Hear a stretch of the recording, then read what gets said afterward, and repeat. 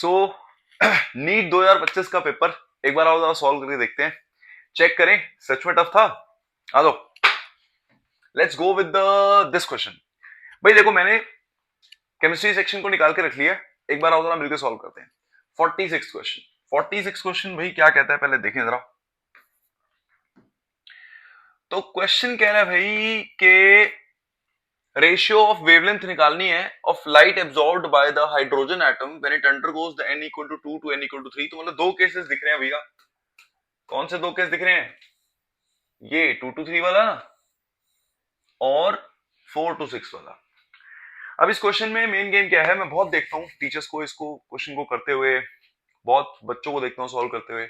बच्चे पता नहीं क्यों डेल्टा ई एनर्जी से फाइंड आउट करते हैं इसको, जबकि मैं कहता हूं अगर हम बेलमर के कॉन्सेप्ट को उल्टा लगा दें, बेलमर एमिशन की बात कर रहा था, अगर हम उसी को एब्जॉर्ब पे लगा दें तो बात बन जाती है बेलमर वाला जो जनरल फॉर्मूला बनाया था हमने बाद में जाकर।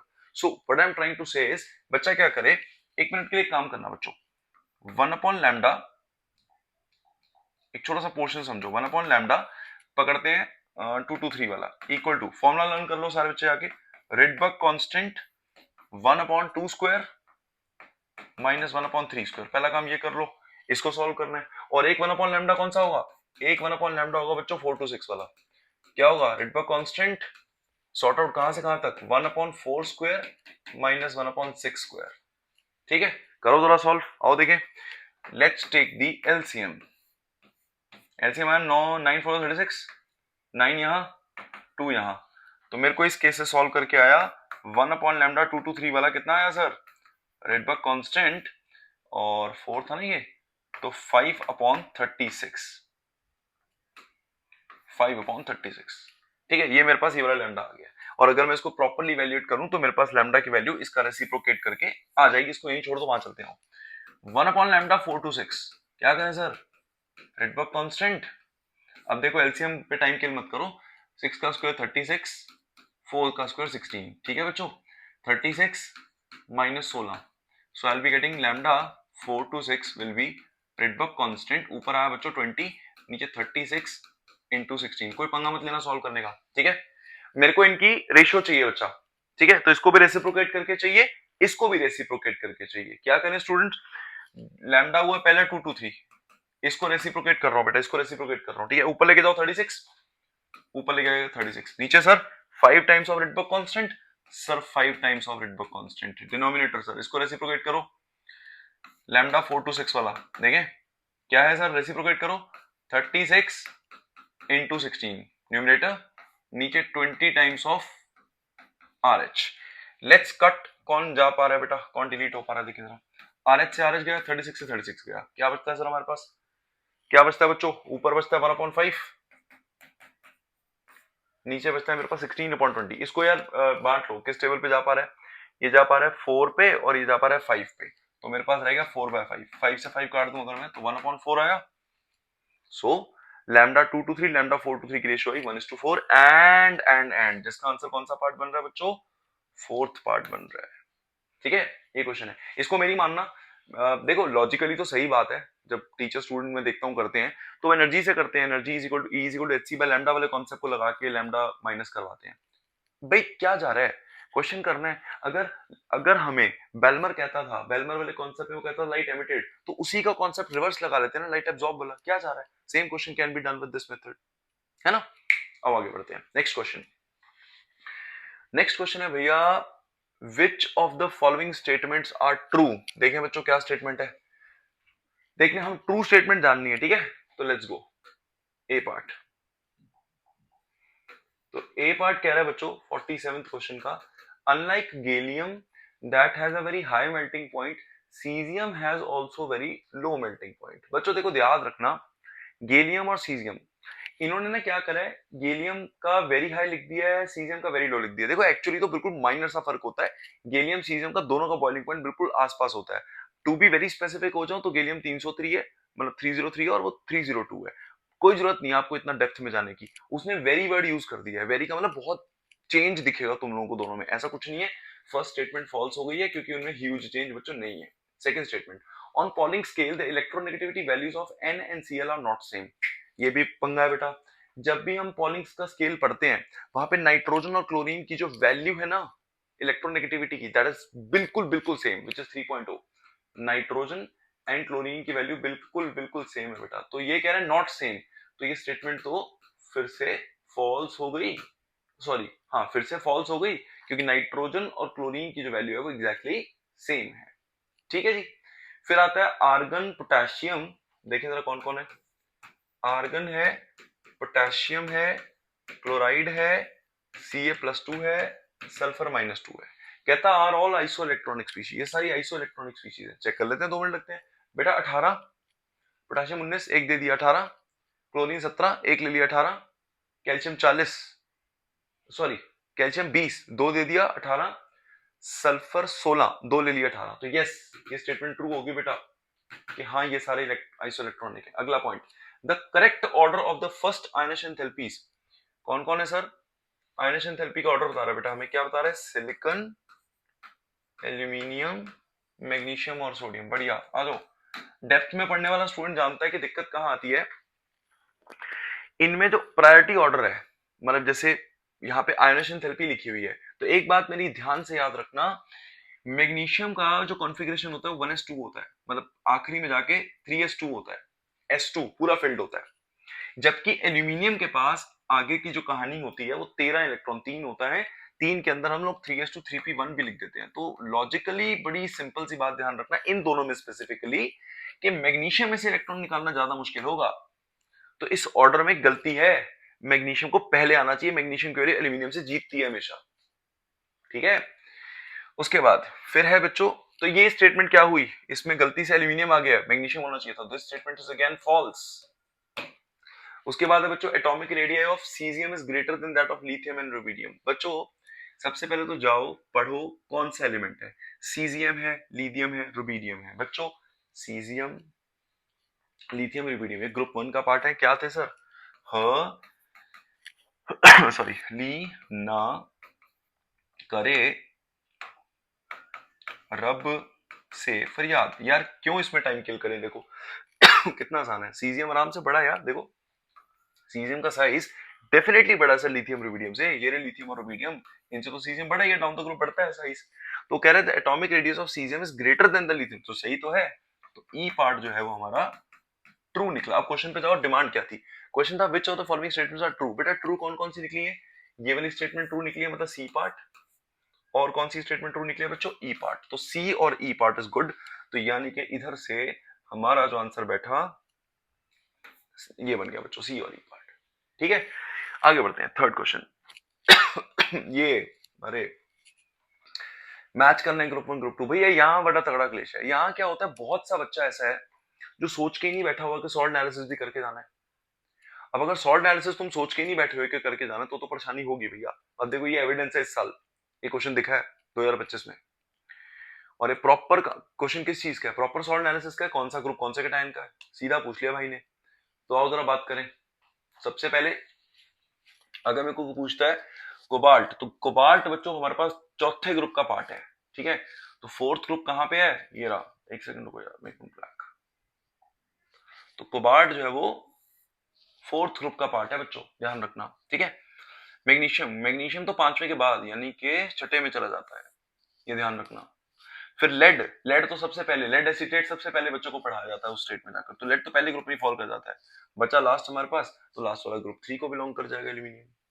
तो मेरे पास ये ऑर्डर है, ध्यान रखना। कोबाल्ट ग्रुप 4 को है बच्चों, मैग्नीशियम जो है वो 5वें से ऊपर मतलब 6वें पे चला जाता है। मैंने ऐसे याद कर रखा है, मैग्नीशियम 5वें के ऊपर चला जाता है, तो पहला फॉल जो है हमारे पास सबसे बड़ा नंबर यहाँ पे 6वां ही है। सो इसी को अगर मिला के देखें तो हमारे पास इसका जो आंसर है वो बच्चों ये पोर्शन बन जाता है, ए का थर्ड, ठीक है, बी का फोर्थ, सी का फर्स्ट और डी का second. Done done done done done done. Next next next आ गया अब ऑर्गेनिक पे क्वेश्चन। ये हमारा क्वेश्चन नंबर था उसका 49। आओ बच्चों मजा आएगा पढ़ने में। क्वेश्चन नंबर 14 कहता है, क्वेश्चन नंबर 49 कहता है कि बच्चा लोग हमारे पास ये अवेलेबल है, साइक्लो पेंटीन है और एक पे मिथाइल है, ये अवेलेबल है। ठीक है जी, आराम आराम से चलते हैं। क्या करना है, पहले कह रहा है जी सर एचबीआर बेंजोइल पेरोक्साइड। बच्चा लोग जब तुम HBr पेरोक्साइड के प्रेजेंस में डालते हो तो तुम लोगों को ध्यान रखना चाहिए कि हमने कौन सा रूल लगाना होता है सर, एंटी मार्कोनिकॉव एडिशन हो जाता है फिर ये। तो जब एंटी मार्कोनिकॉव एडिशन होता है तो नेगेटिव पार्ट कहां जाता है, नेगेटिव पार्ट जाता है वहां पर जहां ज्यादा number of hydrogen atoms present हो। तो ज्यादा हाइड्रोजन कहां होंगे सर, देखो इस पे तो है नहीं ज्यादा, इसी पे ज्यादा हाइड्रोजन है। तो जो बच्चा जानता है वो इसको यहां CH3 अलाइन करेगा और Br को यहां अलाइन करेगा, जिसको ये जानना आता है कहां हाइड्रोजन है।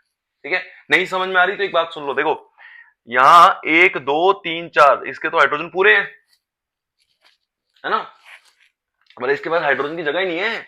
यहाँ 1 2 3 तो कम से कम एक हाइड्रोजन इसके पास होगा। तो जहां ज्यादा होते हैं एंटी मार्कोनिकॉफ रूल वहां एडिशन दिखाता है हमारे पास। सो मैंने क्या किया, मैंने Br को यहां लगा दिया। अब चलते हैं बच्चों, क्या देख रहे हैं आगे, देखें क्या लगाना है। अब लगाना है बच्चों साइनाइड, मतलब कि न्यूक्लियोफिलिक। यहाँ पे CH था बच्चों, साइनाइड बड़े आराम से Br को धक्का मार के यहाँ पे लग जाएगा एज साइनाइड। फिर क्या चाह रहे हैं सर, NaHgC2H5OH। ध्यान देना बच्चों प्लीज, एनसीईआरटी में बिल्कुल क्लियरली शब्द लिखे हुए हैं कि ये क्या करता है, साइनाइड्स को नाइट्राइल्स में कन्वर्ट करता है। मतलब इसको भी CH2NH, इसको भी CH2 बना देगा, इसको भी NH2 बना देगा। तो अगर तुम लोग इसको प्रॉपर हाइड्रोजन प्रोवाइड करोगे so you guys will get this CH2 and NH2, you will get this as a main result। तो देखें भैया कौन सा वाला पार्ट है ये,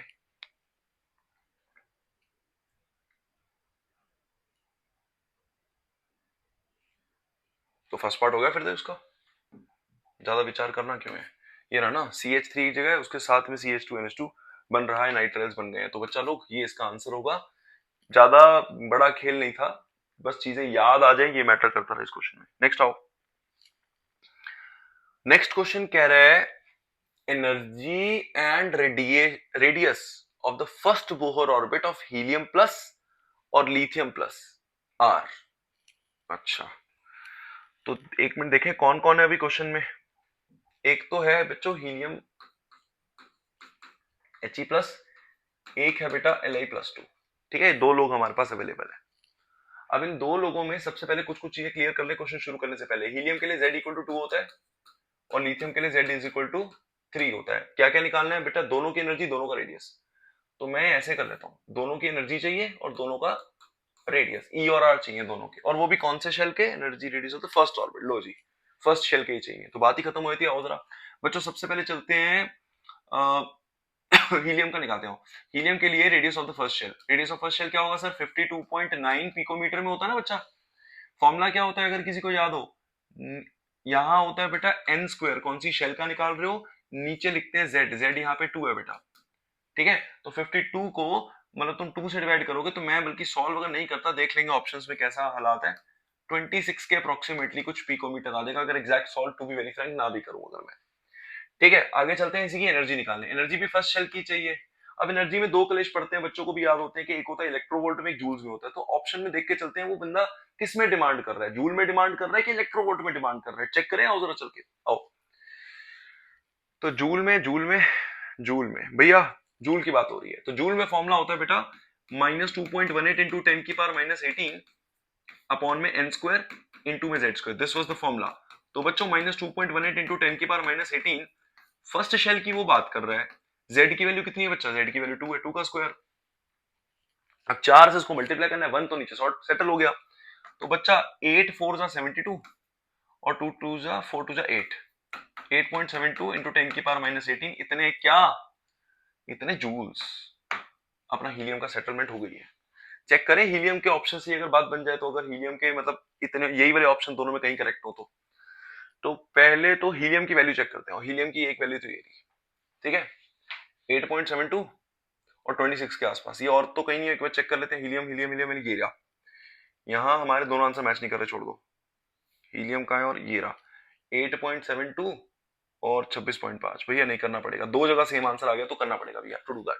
सो भैया radius of the first orbit 52.9 upon में n फर्स्ट शेल, और यहां पर सॉरी अपॉन में z होता है बच्चों, सॉरी अपॉन में z फर्स्ट शेल। तो इस बार 3 से डिवाइड करना पड़ेगा अपने को जाके, तो 17 3 जा 51 होता है, मेरे को ऐसा साउंड कर रहा है, तो नियरली इक्वल टू 17 पिकोमीटर आना चाहिए। 17 पिकोमीटर के आसपास का आंसर होना चाहिए।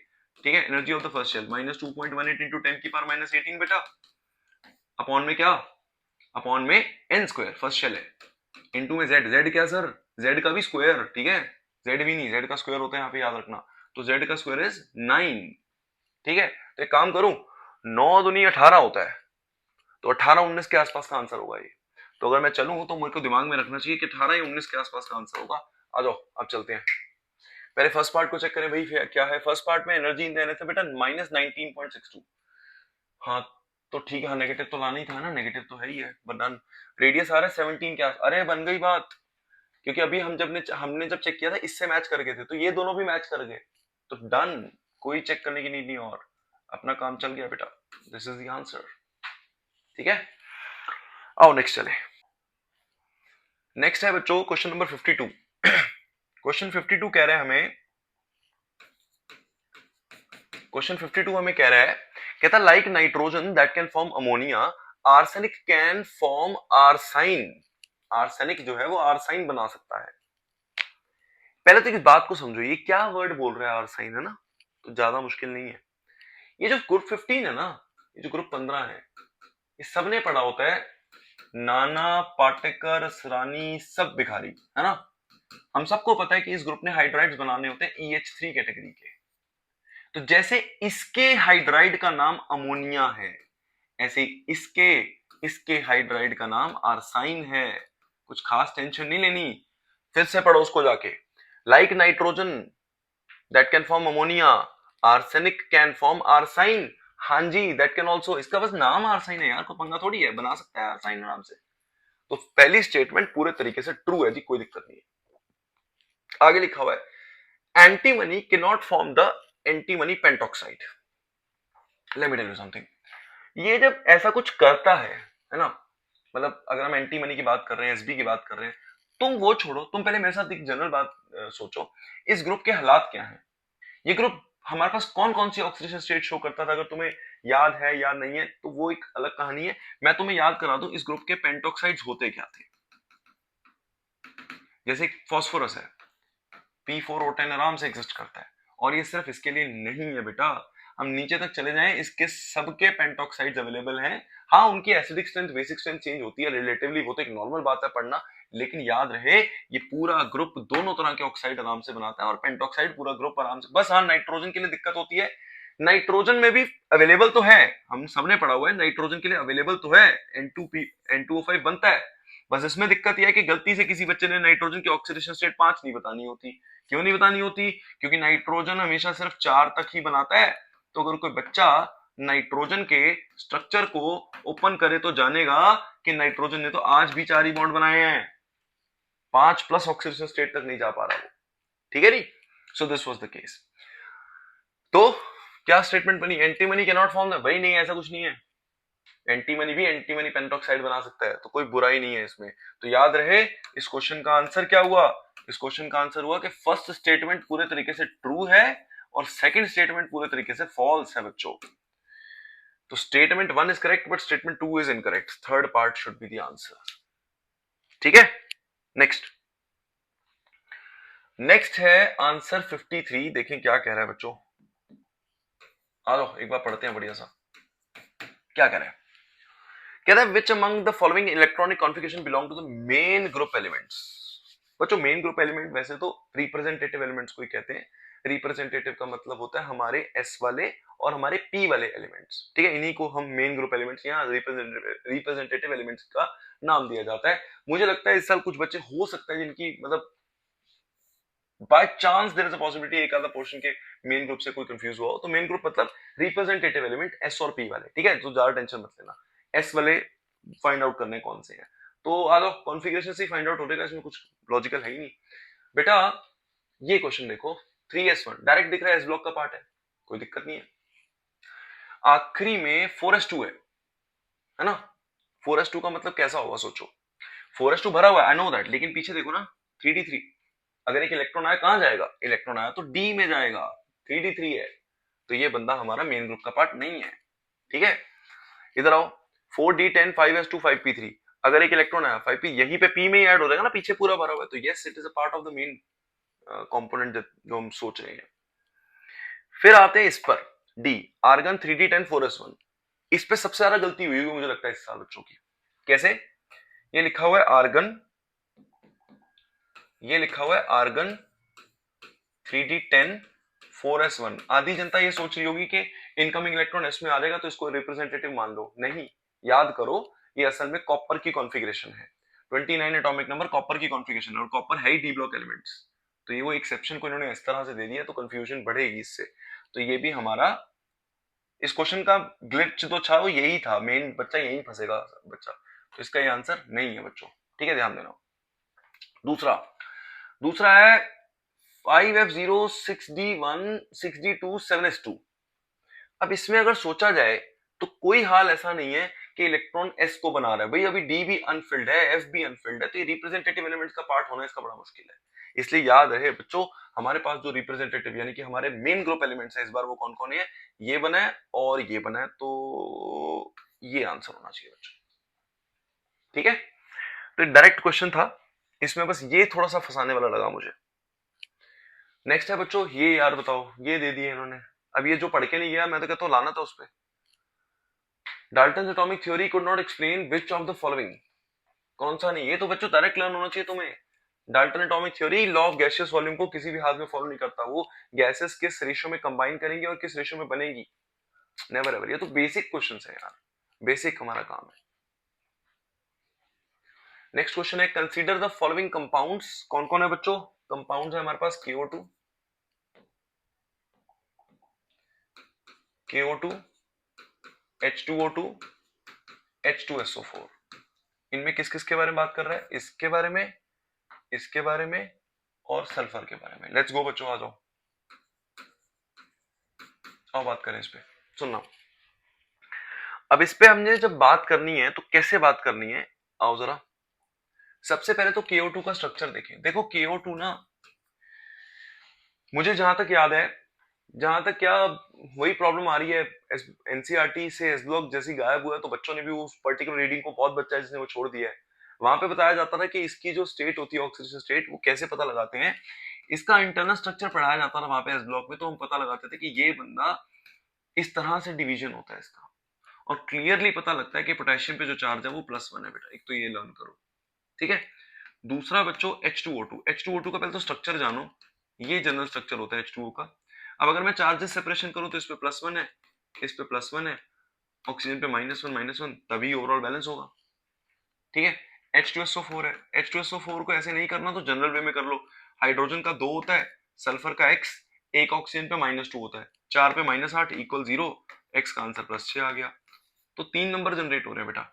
पहले से जनरेट हुआ +1, दूसरे से जनरेट, दूसरा पूछा किसका, ऑक्सीजन का था -1, और सल्फर का जनरेट हो रहा है +6।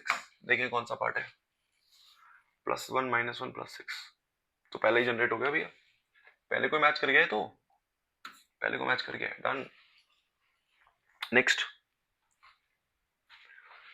नेक्स्ट है बच्चों इफ द हाफ लाइफ, हाँ केमिकल काइनेटिक पे न्यूमेरिकल, हाँ देखें इफ द हाफ लाइफ, देखें बच्चों मजा आएगा। If the half life for the first order reaction is 1 minute, तो हाफ लाइफ दे दी उसने हमें।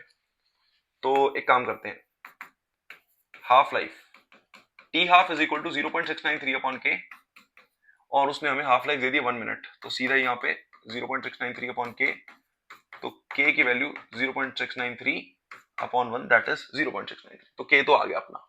अब what he is demanding for, he is demanding for the time required for 99% completion of the reaction. बच्चों टाइम रिक्वायर्ड फॉर 99% कंप्लीशन, ध्यान देना जरा प्लीज मेरे साथ। K इज इक्वल टू होता है सर 2.303 अपॉन में T लॉग में initial concentration, let's say X मान ली मैंने, तो फाइनल क्या होगी, 99.9% कंप्लीशन हो चुका है, तो फाइनल बचा क्या, लेफ्ट ओवर क्या है 0.1%, तो लेफ्ट ओवर है 0.1% ऑफ X, ठीक है। K की वैल्यू ये वाली पुट कर दो, कितनी है सर 0.693 इक्वल टू क्या है सर 2.303 अपॉन T लॉग में, बच्चों x कैंसिल, पॉइंट रहा एक और 0, 10 की पावर 3 ऊपर शिफ्ट करो, 10 की पावर 3 यहां आ जाएगा, ठीक है। अब T निकालना है इस क्वेश्चन में से, तो T की वैल्यू हुई 2.303, नीचे 0.693। बच्चों मैं बहुत बार स्टूडेंट्स को बोल चुका हूं अपने पूरे करियर के अंदर कि यार ये बात तो लर्न रखनी है, 0.693 जब डेवलप हुआ था डेरिवेशन में तो कहां से आया था। तो एक बात ना रटा करो हमेशा, ये बड़ी काम आती है। 0.693 जो है ना बेटा, वो दो लोगों से जनरेट होता है, 2.303 इंटू log 2। मतलब इसको पूरा सॉल्व करो तो ये आता है। तो तुम वापसी भी रखना सीखो ना इसको, कि अगर मेरे पास 2.303 था, यहाँ 0.693 था, that will be 2.303 into log 2, है ना। इंटू में 3 आगे आया और log 10 रह गया। log 10 हो गया मेरा 1, उसकी टेंशन नहीं है, ठीक है। 2.303 2.303 कैंसिल हो गया, 3 इंटू 1। अब बच्चों देखो फाइनल आंसर ना 2 4 5, हाँ तो कोई भी डेसिमल में है नहीं बहुत ज्यादा बड़े, तो log 2 को भी तुम एक ही डेसिमल प्लेस में लिख लो। log 2 की वैल्यू याद रखो, सर ने log 2 पुट किया 0.3, वैसे क्या होती है 0.3010। अब चार चार डेसिमल प्लेस है नहीं ना, तो एक डेसिमल प्लेस से काम चला लो। तो क्या करेंगे, 3/0.3 बेटा, पॉइंट हटाया 0, 10 मिनट आंसर आ गया बेटा। और 10 मिनट जो है हमारा डी पार्ट आंसर है बच्चों, डी पार्ट आंसर, ठीक है। नेक्स्ट नेक्स्ट है बेटा, क्वेश्चन कह रहा है कि the correct order of wavelength of the light absorbed by following complexes are. Okay, अब मुझे लगता है बच्चे इसमें ना इस तरह से हो सकता है पंगा पड़े कि correct order of wavelength of the light absorbed की बात हो रही है। बच्चों मेरी मानोगे तो दो एक्सप्रेशन बता रहा हूं, वो लर्न रखना ऐसे केसेस को डील करने के लिए। सबसे पहले तो एक तो ये लर्न कर लो कि जब भी टीचर लैम्डा के बारे में, ये कोऑर्डिनेशन कंपाउंड का क्वेश्चन है, जब भी टीचर ऐसे क्वेश्चंस पे जाती है, कभी बात करती है, तो याद रखो करो lambda is inversely proportional to the strength of ligand. Strength of ligand पे ऐसा है। और दूसरा एक और बात भी लर्न रखा करो, lambda is equal to 1 upon splitting पे भी इतना ही डिपेंड करता है। क्योंकि अगर कल को टीचर आपसे कभी पूछ ले कि बेटा दो आपको हमने कॉम्प्लेक्स कंपाउंड प्रोवाइड कर दिए, इनमें से कौन ज्यादा स्प्लिटिंग दिखाएगा, डेल्टा नॉट की वैल्यू किसकी ज्यादा होगी, तो वो भी क्वेश्चन पूछा जा सकता है। फिलहाल तो उसने ये पूछा है किसका लैम्डा ज्यादा है किसका लैम्डा कम, तो ये बात हम फटाफट कर लेते हैं। तो आप लोग आओ मेरे साथ जरा बात करें कुछ पहले। सबसे पहले तो इस चीज पे फिगर आउट करो कि ये कहानी तुम नोटिस करो, लीगेंड की है सारी कहानी, लीगेंड डिसाइड कर रहा है लैम्डा क्या होगा। तो यार लीगेंड की इंटरनल स्ट्रेंथ की बात करो, अमोनिया, साइनाइड और पानी। अमोनिया, साइनाइड और पानी, ये तीन तरह के लीगेंड है, इन्हीं पे बात कर लेते हैं पहले। बच्चों इनको अगर मैं ऑर्डर में लगाऊं ना, तो साइनाइड सबसे तगड़ा लीगेंड है, फिर NH3 है, फिर H2O है। ये तीन अगर मैं रिलेटिव ऑर्डर में लगाऊं, स्ट्रेंथ के ऑर्डर में लगाऊं, स्पेक्ट्रोकेमिकल सीरीज के हिसाब से, तो ये बच्चा ऑर्डर है इसका। अब अगर मैं इसको ठीक करता हूं, प्रॉपर वे में जोड़ता हूं इसको, तो कैसे होगा देखना। अब साइनाइड वाला, अब एक इंपॉर्टेंट चीज सुनना, जितनी स्ट्रेंथ ऑफ लीगेंड होगी उतना लैम्डा छोटा होगा, ये बात ध्यान करनी है। तो साइनाइड की स्ट्रेंथ सबसे ज्यादा है, तो साइनाइड के साथ जो जुड़ा हुआ हमारा कंपाउंड है, उसकी जो स्ट्रेंथ होगी, उसकी जो लैम्डा होगी, क्योंकि साइनाइड की स्ट्रेंथ सबसे ज्यादा, तो इससे जुड़ा हुआ लैम्डा सबसे कम, इसलिए बी जो है उसका जो लैम्डा होगा, उसका लैम्डा सबसे छोटा होने वाला है बी का, ठीक है। फिर उसके बाद रिलेटिव स्ट्रेंथ किसकी आ रही है, फिर अमोनिया की। अब अमोनिया कहां है जी, अमोनिया यहां है। तो अगर मैं बात करूं कि इसके कंपैरेटिवली अमोनिया की स्ट्रेंथ वीकर है ना। तो अगर इसके कंपैरेटिवली वीकर है, तो अगर मैं लैम्डा बीच में लाऊं, यार इन तीनों को रिलेट करो, ये सबसे अच्छी स्ट्रेंथ, ये ठीक ठाक सी स्ट्रेंथ, तो इसका भी तो बी बीच में ही आएगा ना। इसके लिए ए आएगा, क्योंकि ए का ए कंपोनेंट है। तो हमें सबसे पहले समझ में आता है कि जो बी की वैल्यू होगी ना, अब क्या चक्कर है कि साइनाइड जो है, साइनाइड का लैम्डा सबसे अच्छा है। जब साइनाइड का, सॉरी बच्चों, साइनाइड की स्ट्रेंथ सबसे अच्छी है, तो उसका लैम्डा सबसे छोटा होगा। तो आप क्या बोलोगे, इसका लैम्डा सबसे छोटा और बी का लैम्डा बेटर। और फिर पानी से जुड़ा हुआ मॉलिक्यूल कौन है, पानी से जुड़े हुए सुख ना, दो मॉलिक्यूल है हमारे पास। तो पहले तो इसी को मैच कर ले, क्योंकि मेरे को इसी में दिख रहा आंसर आता, तो BA BD BAR है जी। तो पंगा लेना ही क्यों है इस केस में, हमारे पास डायरेक्ट आंसर बैठ गया है, ये आंसर बैठ गया है। क्यों, बी और ए आ गए हैं यहां पे, दिक्कत की बात ही नहीं है कोई, ठीक है। तो ऐसे ही लर्न कर लो, चाहे बस ये ध्यान रखना है, ऐसा कोई भी क्वेश्चन कभी आता है वेवलेंथ पे बात करता है, तो ये ऑर्डर मैटर करता है, इन दो चीजों पे डिपेंड करता है सब कुछ क्वेश्चन, ठीक है। नेक्स्ट वन, नेक्स्ट वन है which one of the following compounds can exist as cis and trans isomer, इनमें से कौन सिस और ट्रांस की तरह बिहेव करेगा, देखिए जरा।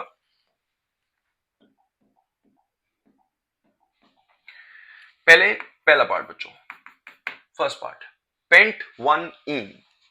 अब पेंट वन इन का मतलब क्या है जी, मैंने क्या किया, ये है मेरे पास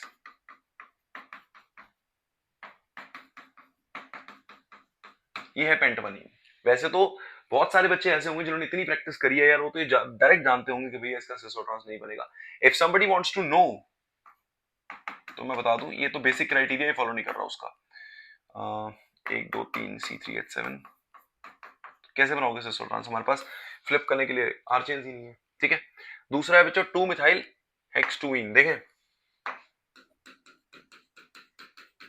1 2 3 4 5 6 2 मिथाइल हेक्स-2इन, यहाँ पे 2 इन है बच्चों। सेम इश्यू डेवलप हो गया है, इस कार्बन और इस कार्बन को पिक करो,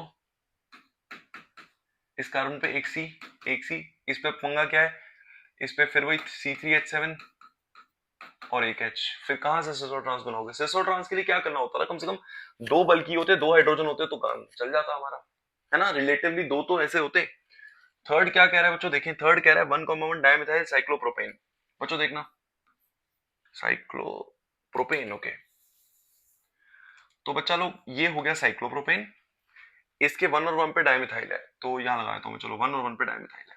एक बात बताओ, कोई बच्चा अगर इस कंपाउंड को सिस और ट्रांस में कन्वर्ट करना चाहता है तो पंगा पड़ गया यार, अबे एक ही कार्बन पे कैसे करोगे, कम से कम 2 कार्बन, देखो कम से कम एक बॉन्ड ऐसा हो जिसके आसपास 2 या 3 चीजें ऐसी हो जिनको हटा सकूं, घुमा सकूं।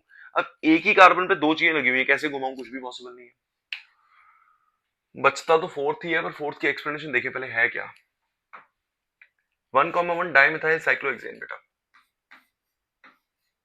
1,1 डाइमिथाइल साइक्लोहेक्सेन, 1,2 सॉरी, ये है। बहुत बच्चा मेरे को लगता है कंफ्यूज होगा कि भैया कैसे बात बने, तो मैं एक तरीका बताता हूँ तुम्हें, इसका 3D सोचो जरा, 1 मिनट के लिए मानो इनको दोनों को सॉलिड वेजेस बनाओ, एक बार ये दोनों सॉलिड वेजेस है मान लो, दोनों को सॉलिड वेजेस बनाओ पहले,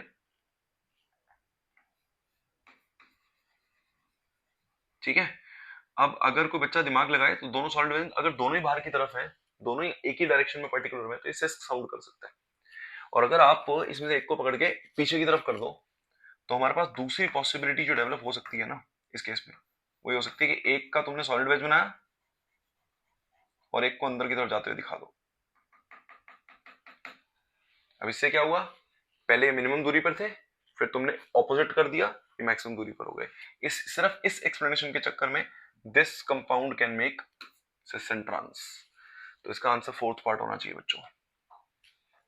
नेक्स्ट वन है जी फॉस्फोरिक एसिड पे, देखिए क्या कहना चाह रहा है क्वेश्चन, देखिए बच्चों आप पहले अच्छे से रीड करें क्या कह रहा है। Phosphoric acid ionizes in 3 steps with their ionization constant values Ka1, Ka2 and Ka3 respectively. While K is the overall ionization constant, which of the following statements are true? बच्चों मेरे को ना यहाँ पे एक वर्ड दिखा है, एक मिनट रुकना, यहाँ पे एक वर्ड दिखा है ओवरऑल आयोनाइजेशन कांस्टेंट, मैं इसको याद करा दूं एक बार सब बच्चों को, पहले सुनना बच्चों एक बार। अगर मैं आपको कहता हूं बेटा A plus B providing C me some C, and teacher कहता है बच्चों C is providing you some D, ये एक रिएक्शन है, मान लीजिए इसका K1 है, इसका K2 है, और फिर टीचर आपको बोलता है बेटा कि मुझे बताओ A प्लस बी से अगर कोई बच्चा डायरेक्टली D बनाता है तब इसका K क्या होगा। तो मैं आपको बता दूं, कभी भी किसी 2 रिएक्शंस को ऐड करके अगर तीसरा रिएक्शन बनता है तो उसका जो इक्विलिब्रियम कांस्टेंट होता है वो हमेशा पहले वालों के प्रोडक्ट के इक्वल होता है, ये रटना बेटा, ये तो चल मतलब मेरे को ऐसा लग रहा है ओवरऑल आयोनाइजेशन कांस्टेंट वर्ड आया ना, तो ये वर्ड होता है overall ionisation constant is the product of all those two. ठीक, अब मेरे साथ चलना एक बार, देखो सबसे पहले एक गाड़ी चलानी है, क्या गाड़ी चलानी है सर, फॉस्फोरिक एसिड है, तो पहले तो H3PO4 पे आ दो ना मेरे साथ। जब ये टूटेगा तो क्या करेगा सर, जब ये टूटेगा तो सबसे पहले H2PO4 minus along with 1H plus, ठीक है जी। उसके बाद H2PO4 माइनस है सर, ये टूटेगा अगर तो क्या देगा sir, HPO4 minus along with 1 more H plus, ठीक सर, और ये -2 डेवलप करेगा सॉरी, फिर HPO4 -2 अगर आगे जाएगा तो HPO4 क्या देगा सर, माइनस, साथ में हमें प्रोवाइड करेगा सर H प्लस। गेम समझो, गेम समझो, गेम समझो। अगर इसका KA1 है, इसका KA2 है, इसका KA3 है, तो जो नया वाला K होगा, ओवरऑल K होगा, वो क्या होगा, मैं ऊपर समझा के हटाऊं, KA1 into KA2 into KA3। और अगर कोई बच्चा सब में लॉग लगा ले, अबे तो लॉग, यहां लॉग लगाओगे, log A plus log A into log B into log C, क्या होगा, log A plus log B plus log C। तो answer will be log A plus log B, sorry यार,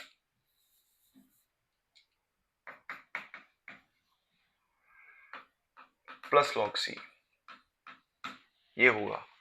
ठीक है, तो ये पहला पार्ट तो साउंड कर रहा है, log k equal to log k1 plus this, तो ये बेटर साउंड कर रहा है, ये तो पक्का ट्रू स्टेटमेंट है, लिख देते हैं यहाँ पर, ये पक्का ट्रू स्टेटमेंट है भैया।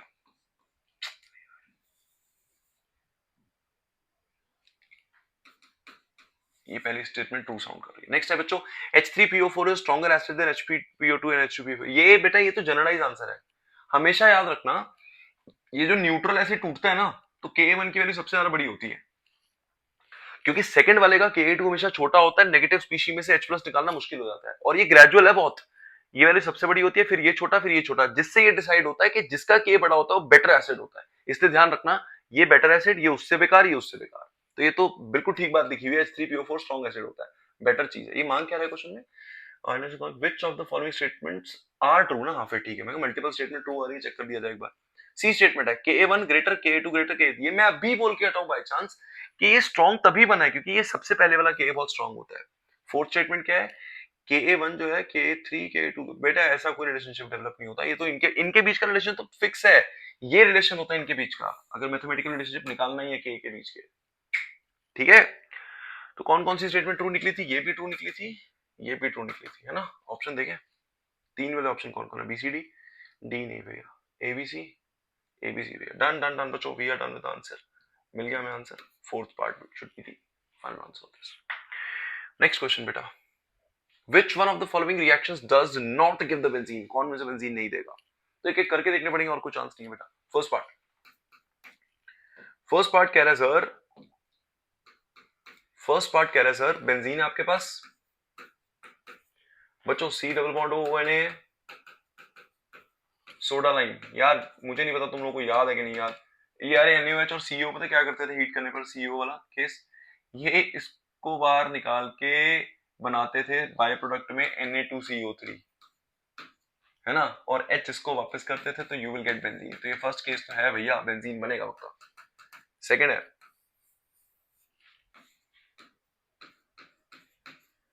ये एनसीईआरटी, डायरेक्ट एनसीईआरटी क्वेश्चन भैया, डायरेक्ट एनसीईआरटी का, वो कह रहे हैं N-हेक्सेन है, अबे MO2O3 के अंदर डाल के अगर ऐसा काम करते थे, एरोमेटाइजेशन का बेसिक आंसर था, सीधा बेंजीन बनेगा। ये मांग क्या रहा है यार, बेंजीन तो बन गया, विच one of the following, okay, does not, किसमें नहीं मिलती, ठीक है। थर्ड है sir, CH triple bond with CH, अरे भैया क्या दे रखा है इन्होंने, रेड हॉट आयरन ट्यूब, बच्चों ये तो बिल्कुल डायरेक्ट दे रखा है, हमें याद होगा 3 मोल इसके लेते थे, 873 kelvin, direct will be providing the benzene. तो आंसर तो मिल गया, फोर्थ पार्ट होगा, फिर भी फोर्थ पार्ट का आंसर भी देख लें क्या होगा।